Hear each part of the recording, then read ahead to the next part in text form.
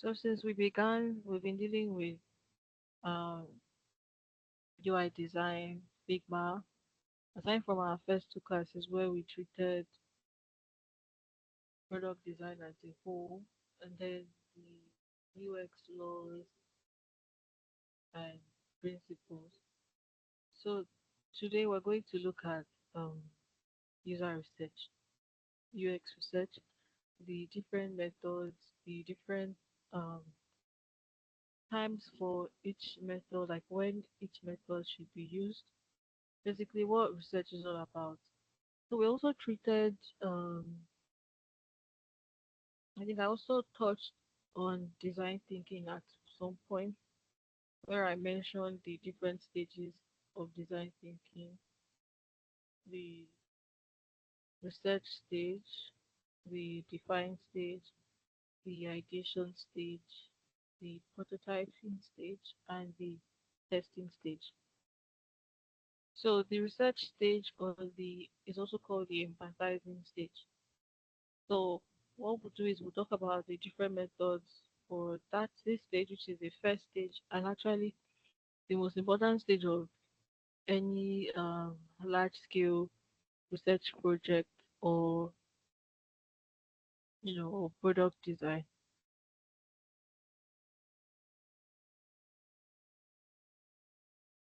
All right. So I'm sure you must have heard of user research. When you hear of user research, what comes to mind? What do you think? What exactly are you reminded of when you think of the word research, user research? So when you want to start a project, a design project, what you first need to do is actually understand the product you're trying to build, understand the goals of who you're building the product for, could be your product or projects, could be for, a company. You need to be able to, get what their goals are, why they want to put such a product in the market. So you do that by talking with your stakeholders, could be an interview,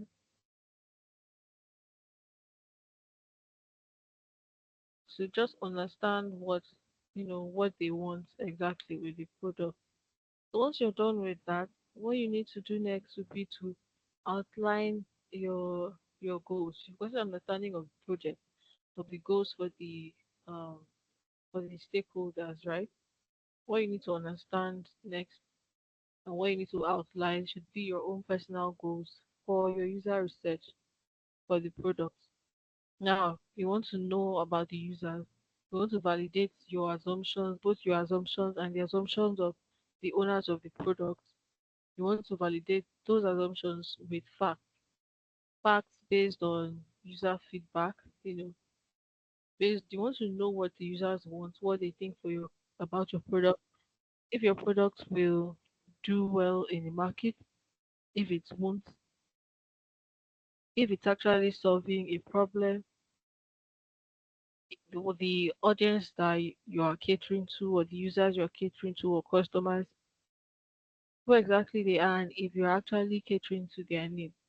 So before, I think I mentioned in one of our classes that before you can actually design a good solution, you must know who you're designing for. You can't design for who you don't know.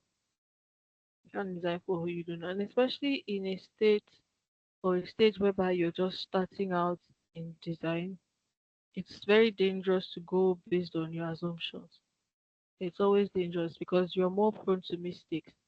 So it's better to, do user research and then validate every decision that you make and make sure that all your decisions throughout up until the testing stage are made based on feedback. And then when you test, you also collect feedback and use it to iterate on what you already have and make improvement. So looking at user research methods, I think I already said you begin it. it's like the first thing you do after meeting with stakeholders and defining your goals. You now want to learn from your users, right? So now, how how do we do user research?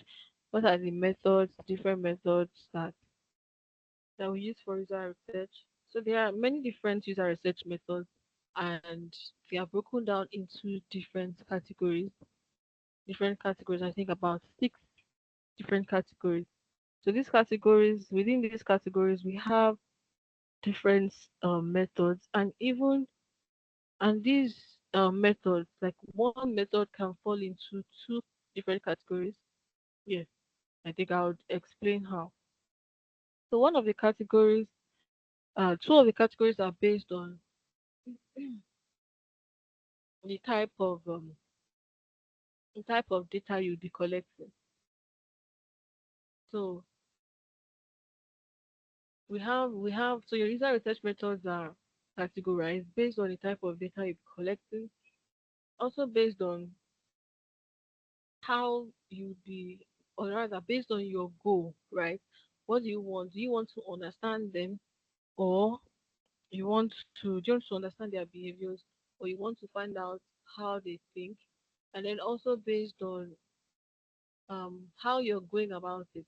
Is your user research evaluating something, or is it bringing out something out of nothing? So So if you want to look at the kind of data, then you'll be classifying user research into quantitative and qualitative user research. So from the name quantitative, you can you can understand that what quantitative means, right? Anything that you can quantify, measurable, that is measurable. So you're trying to get data that is measurable, numerical data that you can quantify. So this quantitative research is, you're getting feedback based on numbers. They're based on numbers. So you send would I say a request to a large number of people, and then receive feedback from them, and then measure their feedback, right? Measure how the feedback is, if it's positive, if it's negative, but this feedback can be quantified. Even if it's not positive or negative, but you're measuring the feedback, how you know and then you're able to to get to quantify things. Yeah, quantify things. And quantitative data is very, very important. Very, very important. One of the reasons is that you get to access a lot of people. So when you're collecting data from a large number of people, then that data is more, would I say, more factual, because it's not just from few people, it's from a large number of people. And if you want to prevent errors, you have to make sure that your your user research is done with a large number of people to actually get quantitative, like valuable quantitative data. Like companies do quantitative research with over hundreds of participants. Yeah. But coming up, if you're doing carrying out a personal project, I would say you should be aiming above 30 people for your quantitative research. So you use quantitative research to gather numerical data and identify patterns. We have your user surveys, that's part of your quantitative research, your eye tracking, your 5 second testing, heat mapping, A/B testing, product analysis. I think I should explain them um, one after the other. I'm sure we're all familiar with user surveys. Yeah, you see that a lot, your questionnaires, right? Then the 5 second testing, this one has to do with, do you give a user a design, a prototype, or a low fidelity prototype or wireframe to look at for 5 seconds. And after they look at it for 5 seconds, you ask them what they can recall from that design. You ask them what they noticed within that 5 seconds. You know, you're just to get their first impressions of your product, the immediate first impressions of your product. Then we also have eye tracking, whereby you use this to find out, where the user's eyes go first. and if your hierarchy, your layout, is actually working. Yeah. So use it to validate your layout, your hierarchy, your if visual hierarchy is really working, if there's enough contrast too, what are they seeing, what are they focusing more on. So yeah, that's an eye tracking. Then there's heat mapping. So heat mapping is used to test digital like mobile product. So whereby the user uses their thumbs or their fingers to touch the device. So for this heat mapping, based on where the user touched, it will be tracked, right? Based on the points or spots within the design that the user touched. So you want to use this to maybe test buttons or links, see if they are clickable, see if they are really calling the user to action, and if the user is actually prompted to take certain decisions and all. Then we have product analytics. Product analytics are like this is like let's say let's say like Google Analytics now. Yeah. So you're using it to analyze a product, using it to check um to analyze a product, especially if the digital product, like how the product performance on the web, product performance on the web. So we have software for that. How many um how many clicks are the site using, how long do people stay on the site or a product. So this is used for existing products already. Then for qualitative analysis, which is the second category, qualitative analysis is used to get deep insights and answers to questions of why, right? Why? Like why are the users making these decisions? Why are they making certain behaviors? Why are they making certain choices? So we have a number of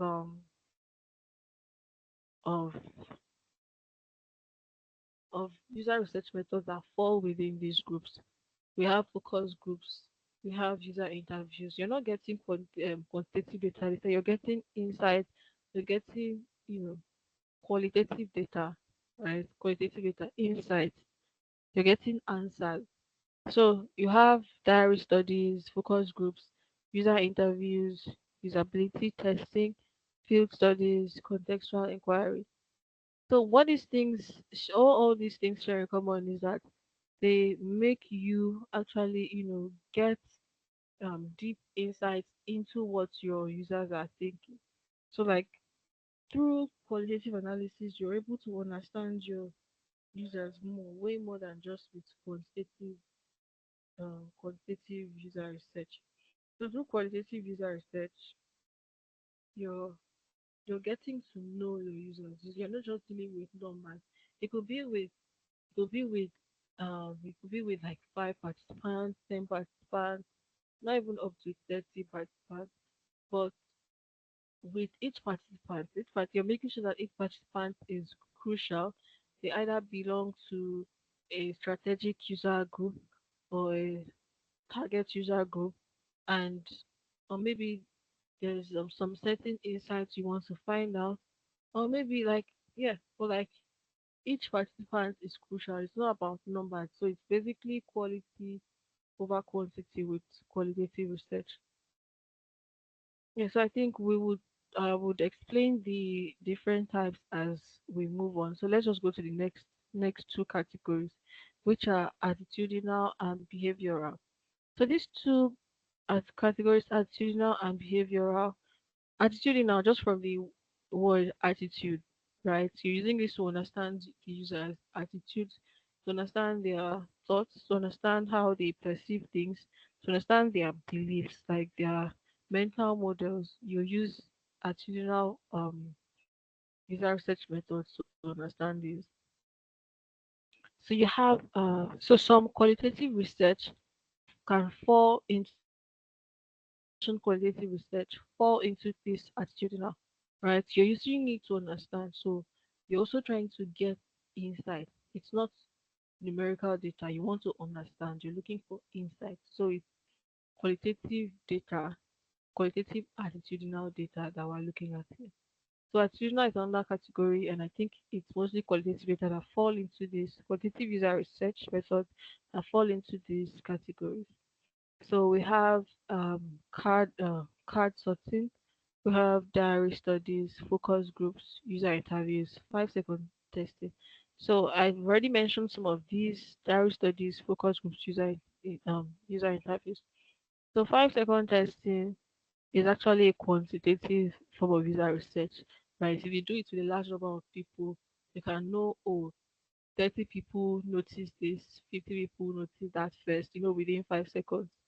Yeah, but even though it's quantitative, you still use it to understand the user, right? The user's perception. What did they perceive? Like within those 5 seconds, what did they notice on your product? And also you also find out what they actually thought about what they noticed, right? While for card sorting, this is basically you giving your users a set of features, right, to sort. So you write these features on cards, maybe menu, um, gallery, setting, notifications, whatever, and then you put all these things, accounts, you put all these things on different cards, and ask the user to sort them based on their mental models, based on how they already, perceive it to be, based on how they think it's supposed to be. Yeah, so this helps you design for your target users and not, you know, and like it also allows you to follow already existing patterns. Then for behavioral user research methods, you're just using this, as the name says, to understand and not just understand, to observe too. So you're both observing and trying to understand user behavior. So there are different methods for this: the A/B testing, usability testing, field studies, product analytics, eye tracking, through testing. I already explained some of these aside from A/B testing, um, usability testing, and field studies. But I think I explained eye tracking and product analytics. So for tree testing, you're giving the user a stripped down version of your product, right? It could be without images, it could be without color, basically like a skeleton of a design, like a wireframe, right? Maybe not even onto a wireframe, but it should, even though it's going to be a wireframe, it should have the content. It might not be a wireframe, it might just be content and then a few buttons here and there, but just giving the user an idea of your product. So, and then you do three testing to actually see how easy and if the users are able to navigate through your product. Yeah. So there's also A/B testing. A/B testing is just like comparison. So you want to know what choices your users will make, and also want to know why they will make certain choices. So you bring two features and place them side by side and tell your user, okay, choose one. Which one do you think is better? Which one do you prefer? And you ask them questions like why? Why do you prefer this feature over this? Why do you prefer this design over this? So you want to understand their behavior. Then there's also usability testing. You are getting your user to test your product, to test how they behave with your product, how they behave with your product, how easy it is for them to navigate through your product. You want to know if your product is intuitive. You want to know that you're not straying from, you're not being too unconventional, and then your users are not, getting lost within your product. So basically, with usability testing, you're trying to test your product against the 10 usability heuristics, right? I'm sure you all remember those 10 usability heuristics, but you're testing your product using those 10 usability heuristics as a kind of rubric here with the user. So, yeah, so that's feasibility testing. Then for field studies, and yeah, I think the only one I've not explained is field studies. But we'll talk about that. It's one of the user research methods I'll be defining like later on, because I'll be defining a lot of qualitative user research methods. Then the next two categories are generative and evaluative user research. So generative to generate. You're mostly brainstorming new ideas with your users, right? You're brainstorming new ideas. Like that card sorting. Card sorting is a very good example, whereby you're actually asking the users to help you sort your section, your product, or map out, your product, how it's going to be, where certain features should be, and all that. So in the process, you can actually come up with your users can come up with new ideas and new insights, and then it's a form of ideation. Then generative user research can also be in the form of brainstorming sessions, yeah, or even in focus groups. In focus groups, you can get. Oh, let me just explain focus groups before we move on. I think I've mentioned it once already. This is the second time. The focus groups are just like user interviews, but they are with more than one participant. Where a user interview is between a designer and a user, focus groups are with between a designer or more and then a group of users. Right, you guys are discussing, you guys are discussing, asking questions, you're trying to gain insights, you're directing conversation and all that. So then there's also evaluative, which is one of the two, generative and evaluative. So the evaluative user research is basically just usability testing. You're trying to evaluate how, you know, the usability and the quality of your product or prototype. You want to evaluate its strengths, you want to evaluate its weaknesses. An example is your A/B testing, your usability studies, and all that.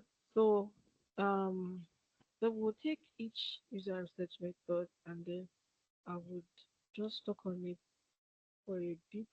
I will stress on the ones that are more popular, the ones that you would have to, use. Yeah, the ones that are more popular, the more popular ones. But before then, does anyone have any questions? Any questions so far? Anything you don't understand or you're finding hard to understand?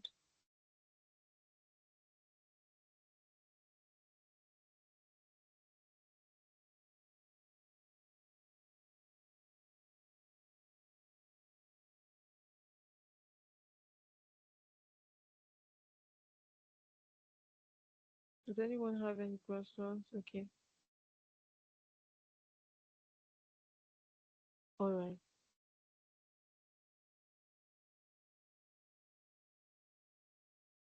So I can continue, right?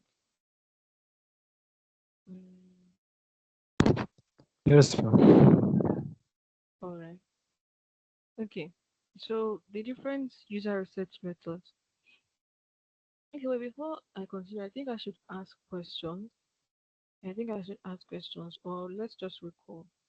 So the different categories are quantitative, qualitative, attitudinal, behavioral, generative, and evaluative. So that's six. And within each category, there are a number of user research methods, right? So has anyone actually, done any form of quantitative research before? It doesn't have to be in product design, just any form of quantitative research, whereby you had to maybe do a survey or a sort of A/B testing or even product analytics, something like that. Has anyone had any experience with any form of quantitative research?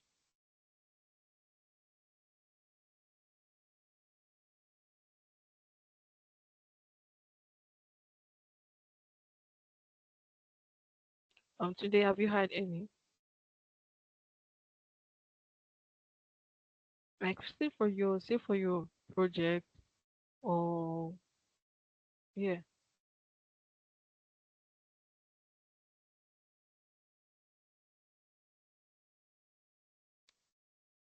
All right.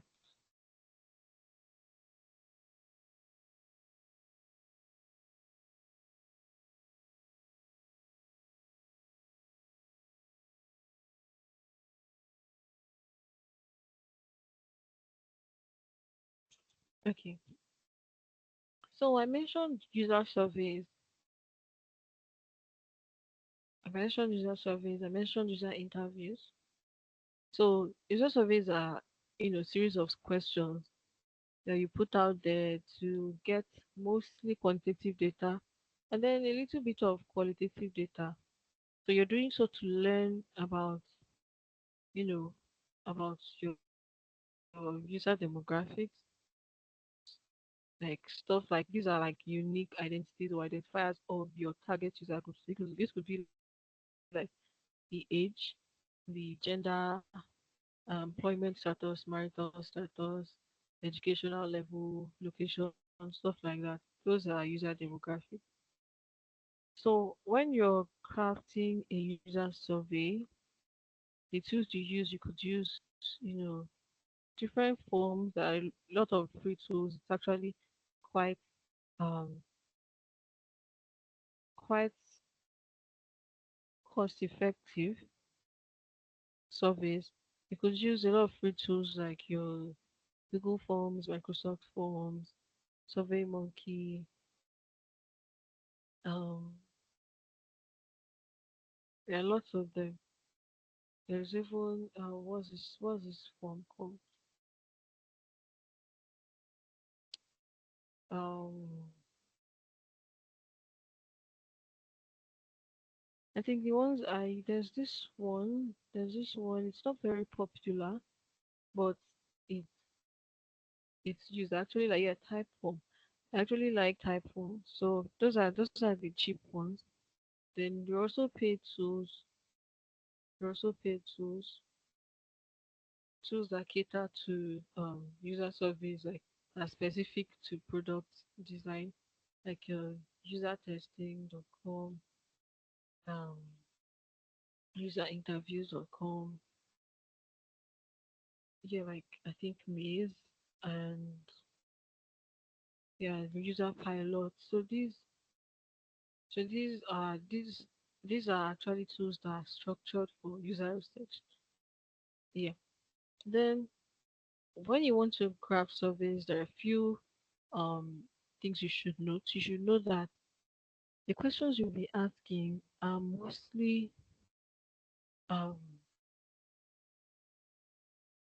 are mostly questions that are straight to the point. Not mostly, your questions should be straight to the point. They shouldn't be complex, right? And make sure that your questions are not all compulsory, because when you're using forms, you might want to make everything compulsory so that they could attempt everyone, but that will actually lead to drop off. Like people don't like to fill forms, so people would be discouraged that might actually just come out and not submit that form. So always try to make sure that your surveys are not more than 20 questions. You see, people do surveys and they do it as a once and for all thing, but it's actually not supposed to be like that. You can do surveys multiple times throughout the user research process, once, twice. So if you need to break down the um your user research, your questions, right? Split them and say, okay, now we're trying to find out this, and then you push out the survey, and then next time we're trying to find out this, and then you push out the survey. You get more insights if the surveys are short and more people actually feel feel it. So your questions should not be um well, your questions can be closed-ended questions, right? Which can be yes or no.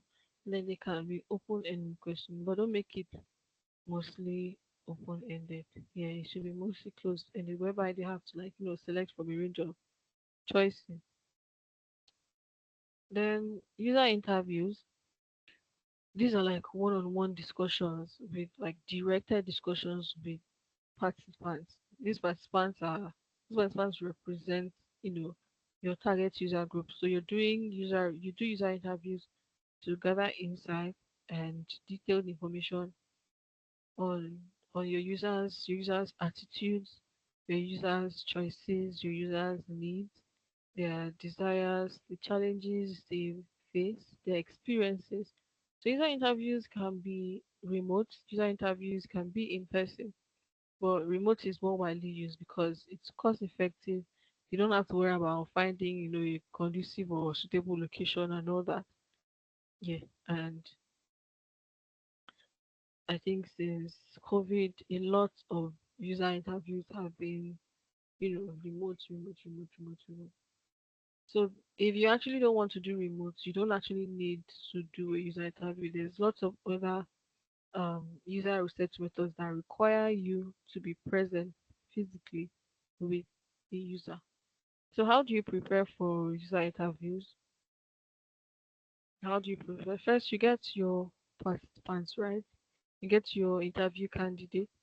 You can do this on your survey. You can put it on your survey. Would you like to be interviewed? Blah blah blah. Drop your email address, drop your WhatsApp number, and once they give you their consent, you can boldly reach out to them and get them to participate in your user interviews, right? Although you might want to screen your user interview participants and make sure that you're actually, interviewing people who are interested in your product, who have unique insights, so it's not just a waste of time. So once you've gotten your participants, you now create a user interview guide. These are like this will contain the goal for your user interview and then the different questions that you'll be asking. So we have it's like a script, right? Like a script.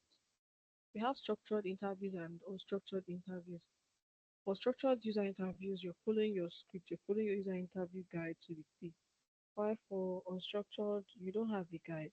You're just bringing it, you're just going with the flow. You're asking them questions and letting their responses direct to your next um, questions.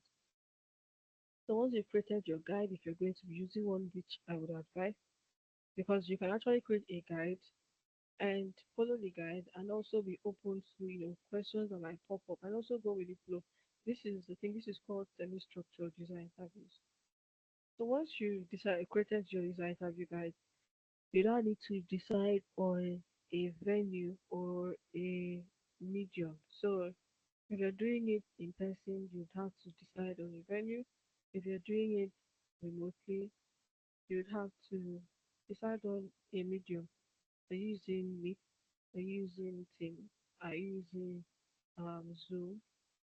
Are you even using WhatsApp? Although I would not advise you to do that. Like I'll tell you why.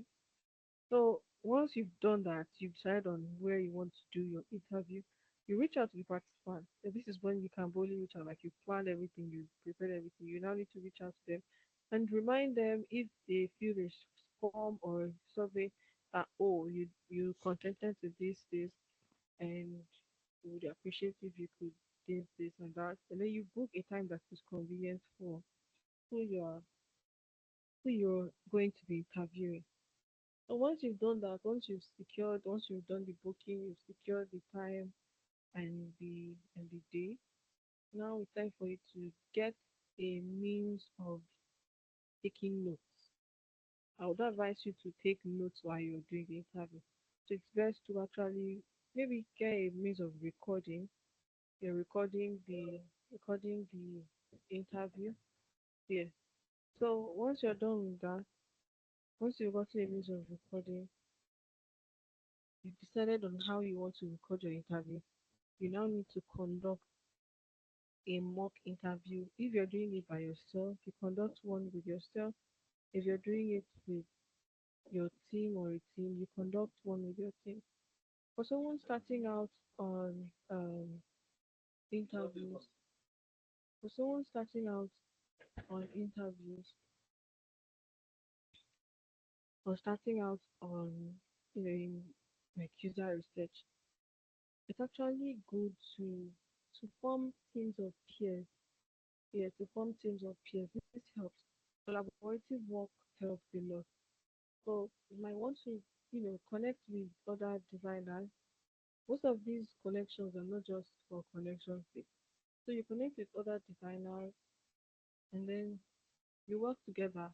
You work together on a design project. You work together in the research part to actually get yourself, familiar with doing user research because these are one of the expectations of a product designer. You're expected to, or a UI UX designer, you're expected to know how, to do user research. You're expected to be familiar with the design thinking process, to know which stage and which stage is like how what stage do you move on to the next stage, like that. You're expected to know all these things, and the only way you can know is through practice, deliberate practice. So you conduct a mock interview with your team or with yourself and maybe a close friend or a close family member just to, prepare, just to prepare. And then there are also some tips during the interview. You can, there are also some tips. So when you want to start, you always make sure that you ask for consent to, take notes to be able to use what they share with you later in the future. Then don't be too formal, try to lighten up the air to make sure that um your participants are comfortable. Yeah. So you can start your user interview by asking broad questions. Yeah. Questions that are not that product specific. Like you said that why do you do this or what do you do? Those are questions that are broad. Instead of asking that, maybe asking feature specific or product specific questions. So this is called a funnel method. So from broader questions, you narrow down to product specific questions. So you have to make sure that your interview is one-sided, meaning your user is doing most of the talking, you're doing most of the listening. Yeah, and then for interviews, make sure that your questions are open-ended. Unlike with user surveys, whereby your questions are mostly closed-ended, whereby closed-ended questions are yes or no questions. For your interviews, you want insights. You want to find out the reason behind their thoughts. You want to find out the reason behind their actions, their choices. So you want to ask questions that will trigger them to actually talk, not give you one word responses. So and you should know that for user interviews, you're not asking questions to find out their opinion. You're asking questions to know the reasons behind their decisions. That's very important. You don't want to find out what they think. Yeah, like you don't want to find out what they think. You want to find out why they think the way they do. You want to find out why they make certain decisions. You want to find out why they do certain things. You want to find out why they want certain things. And then you want to find out what they need. Right? What are the problems they're facing? What are their challenges? Not what they think. You want to find out the facts, right? The facts and then the reasons behind their actions. Yeah. Unless maybe it's a scenario whereby you need to actually know the thoughts of your users for maybe a specific, yeah, maybe that like you just specifically need to have that piece of information.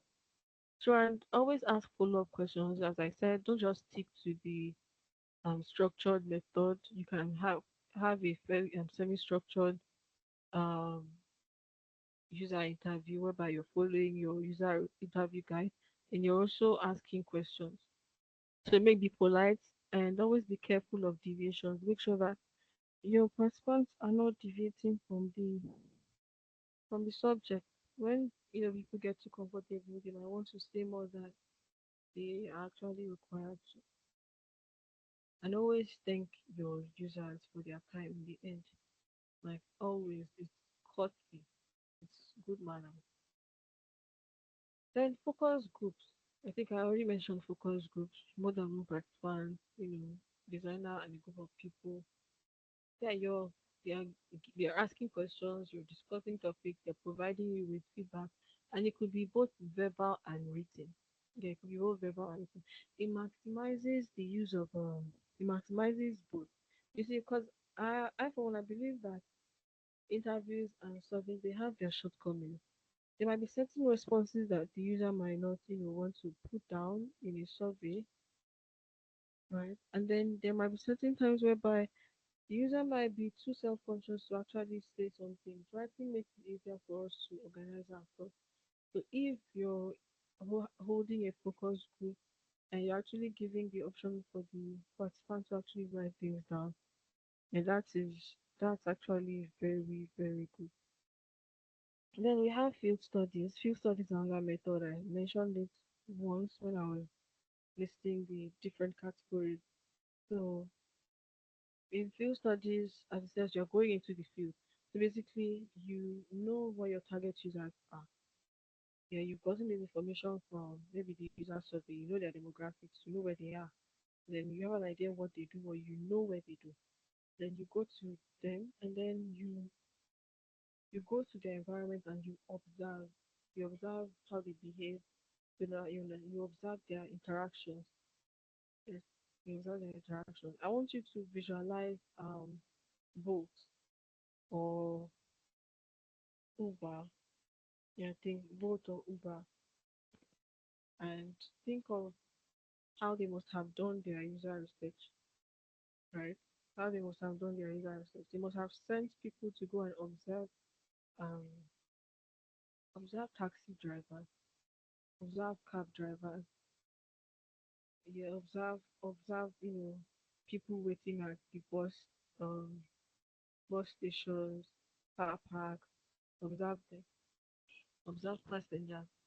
So then another one is contextual inquiry. So contextual inquiry is similar to field studies, right? You're going out into the field, but with contextual inquiry, you are it's like you're participating. You're not just observing. Yeah, you're participating. So the participants are aware that you're in their environment. They are aware that they are being observed, and then they are free to ask questions, right? You're free to ask questions. You're free to watch them carried out tasks, but you can even participate in those tasks to actually feel how they feel like doing the things they do in their everyday environment with their element. So that's contextual inquiry. Then we have diary studies. Diary studies, I think I mentioned the advantages of writing down your thoughts, like letting the participants have the option to write down things. So with diary studies, this you don't have to be present with the user. You just give the user a journal and give them some instructions just for them to journal. Yeah, journal incidents, happenings that are related to your product. Yeah, it's like you're asking for like a day in the life of like of your user, and you want them to write it down. Let's go back to Uber and Bolt. Imagine giving a taxi driver a journal and like okay, or a student that has to leave home very early in the morning. Imagine doing that and then giving them a journal to jot down at the end of the day how everything went, the issues they faced, the challenges they had, why commuting and all. Yeah, so those are diary studies. Then card sorting, I mentioned card sorting. You're asking users to sort the information of your site or to sort the way your site is should be structured. You're giving them different features and then asking them to group the similar ones together where they think they're supposed to be and all that.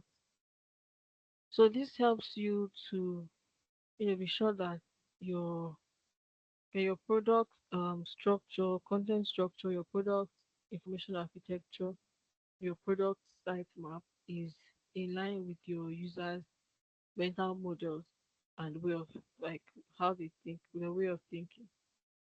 So there are actually two types of card sorting: the open card sorting and then the closed card sorting. Open card sorting, you don't give them, like, users have full power. They group the groups and then they name where they feel like each one should be on, and then they name each group. While for closed one, you've already given names of groups, and then you tell them, okay, put these cards, sort them into these groups. Which groups do you think the navigation should fall under? Where should which group do you think the settings should fall under? Where should account settings be? Should it be under account settings? Where should profile be? Where should notifications be? Should it be under settings or should it stand alone? Yeah, stuff like that. Then I already explained tree testing. Yeah, I already explained tree testing. Then usability testing. You're testing your product. So this usability testing is actually done. Is done. Is done. It can be done. During the user research stage. So imagine if you're working on an existing product and you want to actually, test how you want to improve on the product. You need to test it too. So then, usability testing would be at the beginning in the user research stage. But then imagine if it's a new product and then you would want to test it when you come up with, like, when you've already gotten a clear idea of how your product should look like. Maybe with the wireframing stage, you want to test your wireframes. But after you've even prototyped, you've done your designs and then you prototype the design, then you might want to test it at that stage. You might even want to test it after your designs have gone live and they are like an actual site or an actual application. Yeah, you do usability testing for that. So you want to know how usable your product is. Yeah. So in usability testing, it's like you create scenarios, and then within each scenario, you break these scenarios into tasks. Yeah. And then ask the user to perform different tasks. For instance, you tell the user to sign up with your app, that's a task. You tell the user to, you know, maybe make a purchase, that's a task. You tell the user to, you know, reset their password, that's the task. So you want to see how easy it is for the user to navigate through your product if your product is very usable. So yeah, and you can do usability testing at any stage of the design process. So with design and ideation process. Then I have already mentioned 5 second testing. You give it your participants a design and ask them to look at it for 5 seconds, and then you know you ask them questions to know their first impression. Then I explained heat mapping and I also explained eye tracking. Heat mapping is mostly for mobile devices. Based on how many people touched a particular place, you can use that to get qualitative analysis. How many people clicked on this button? How many people didn't click on this button out of the participants that we had? How many people touched this particular place? Like that. Then eye tracking too. You're tracking your users' eye movements across your products. Yes. So those are the core user research methods, but a lot many come up every day because basically people are looking for new ways and better ways to get insight, looking for better ways to get insight, better ways to find out information, better ways to validate their assumptions, better ways to get insight. People are looking for different ways, they're coming up with different ideas day in, day out. So I'm sure that before the end of, like, you would already, like, if you continue further study, you should be able to discover even more recent ones. Yeah, more recent user research methods. So as a designer just starting out in your career, you should be able to tell which user research methods you should use. You're not expected to use all of it. You're just expected to use the ones that are suited for your product. That's why you should have your goals outlined. And then when you've outlined your goals, then you'd bring out the questions that you want to find out. What questions, what do I want to know based on your goals? And then you ask yourself, how best can I get answers to these questions? Do I need to do surveys? Will surveys give me answers? Do I need numerical data? Do I need to do interviews? Would it be better if instead of interviews I conducted focus groups? You can do focus groups anywhere. The audience might not even realize you're doing a focus group. Like I know somebody who would just walk into a group of people and they just raise a question, and then everybody knew that he was a designer, right? So when he throws this question and people start talking about it, and this guy is recording and he's getting answers, getting responses. So that was his own method. Doesn't have to be something structured and formal and all that. The goal is just to get insight. The goal is to get insight, get new ideas, get better understanding. Yeah, that's the goal. So you just need to understand which methods you need. Yeah, which and which methods you need. So I can assume that if you're starting out your visa research, you would want to do it on a low budget without spending any penny. And it's very possible you can do that and get actual data without spending a penny, without spending a penny, without spending a penny.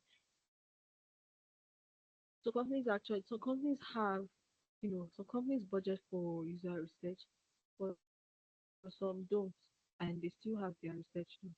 So it works. They just use your research method based on your goals and based on your budget. And so that's that on user research method. Yeah, so does anyone have any questions so far? Probably something I mentioned that you're not very familiar with and I couldn't or I didn't explain. Any questions?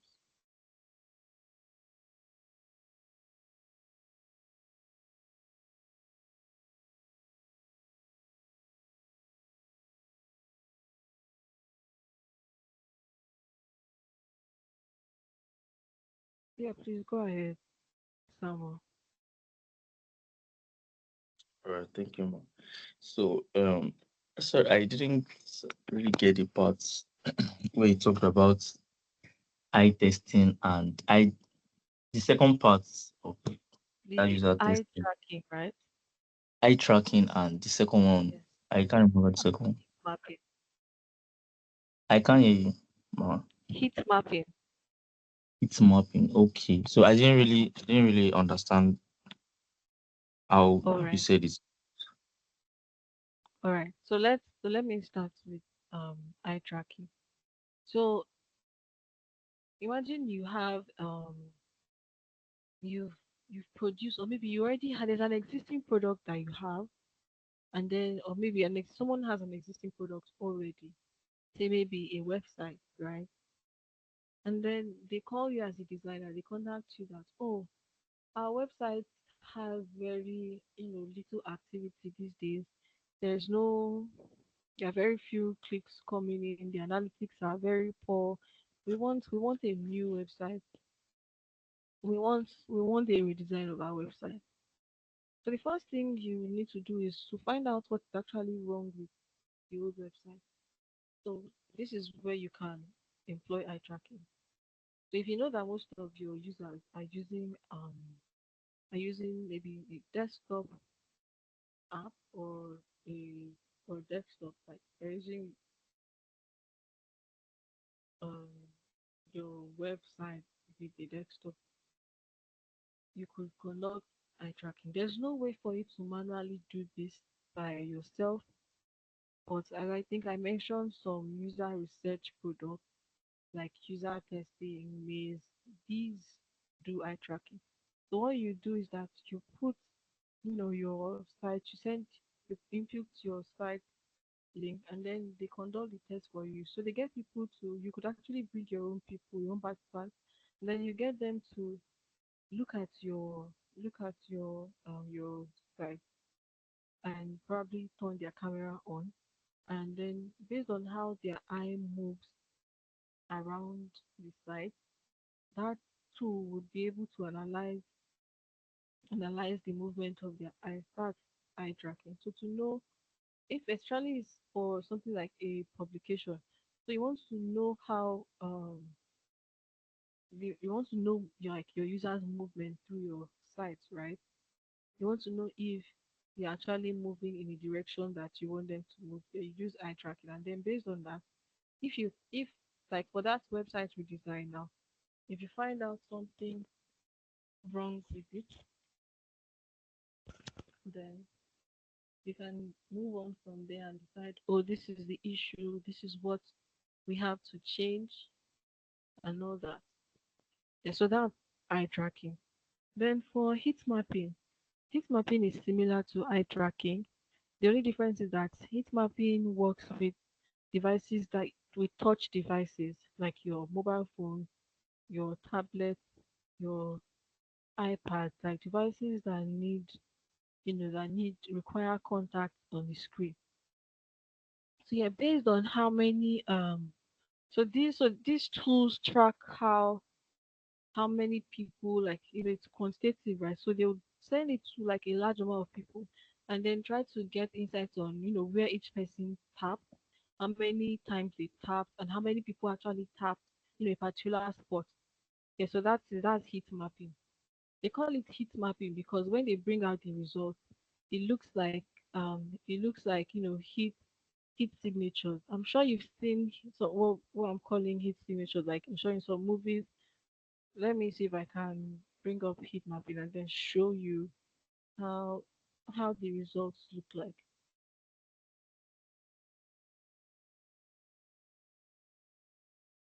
So we have software for it. Yeah. Okay.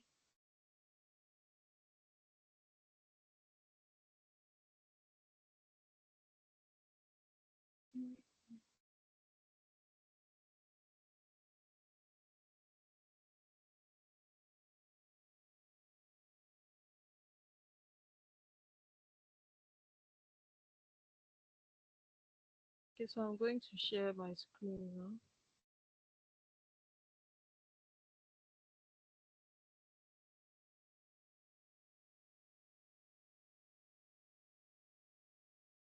So can you see it? Can you see this? Yes, yes, I can. Yeah, so this is on an iPad, right? And then they were able to track that, okay, people's hands moved from here to here. So these are heat signatures. They look like heat signatures. So this is heat mapping. Yeah. So you can see that people didn't even touch any of these at all. So this site has a problem. Yeah. So have I answered your question? Can you now, differentiate Yes, between the two? All right. yes, yes, I That's can. Thank you very much. okay. So does anyone have any other questions?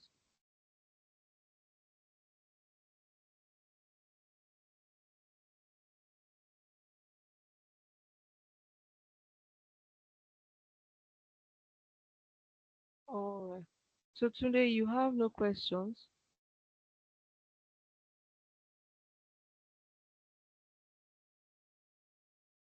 Okay. All right. So I believe we can call it a night. So I won't be giving you any assignments um this evening. Just to confirm, Samuel, have you completed the videos like up until the last class?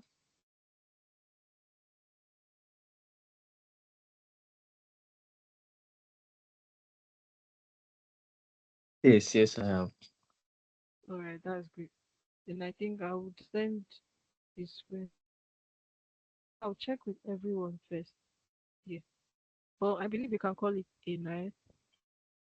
All right, so So yeah, so have a wonderful weekend, everyone. All right. Okay. Bye. Good night, Mark. Good night.